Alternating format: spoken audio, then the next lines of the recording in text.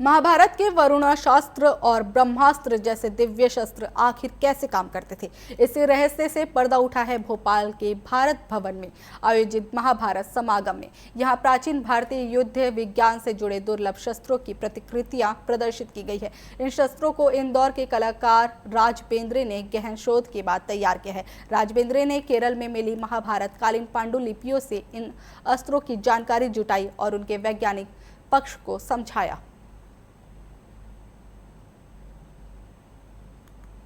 आज हम बात करते हैं खास तौर से महाभारत के जो युद्ध है उसमें किस तरह के अस्त्र और शस्त्र और धनुष उपयोग किए गए थे, और यहाँ भारत भवन में उसकी एक एग्जीबिशन भी लगाई गई थी कि जो जो भी पात्र थे महाभारत के, उनके हाथ में कौन सा अस्त्र था, कौन सा शस्त्र था और उसमें किस तरह से उन्होंने उसका उपयोग किया था। तमाम रिसर्च के बाद, तमाम चीज़ों को जानने के बाद राज बेंद्रे जी ने इनको डिज़ाइन किया, बनाया।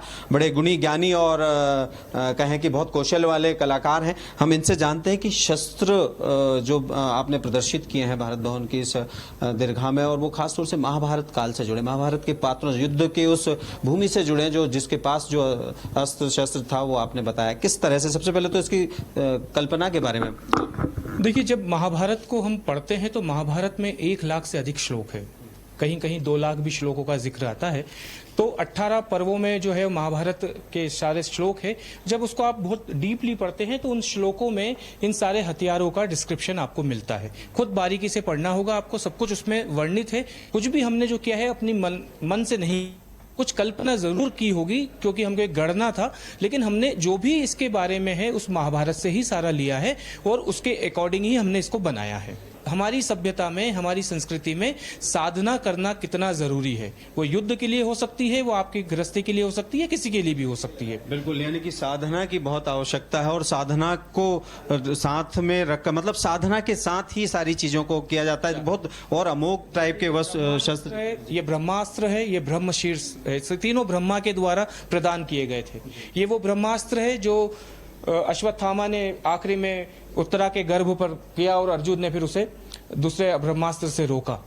तो ये वो ब्रह्मास्त्र है, उससे भी पावरफुल थे, जो महाभारत में इस्तेमाल नहीं किए गए। ये दोनों अस्त्र जो आप देख रहे हैं ये महाभारत में उपयोग नहीं किए गए, लेकिन ये थे, क्योंकि अगर इसका इस्तेमाल होता तो ब्रह्मांड में इतना बड़ा नुकसान होता कि हम भी शायद आज इस बात करने लायक ना होते। तो इसलिए इनका दोनों का प्रयोग नहीं हुआ, सिर्फ ब्रह्मास्त्र का प्रयोग हुआ था और उसे वो भी रोका गया।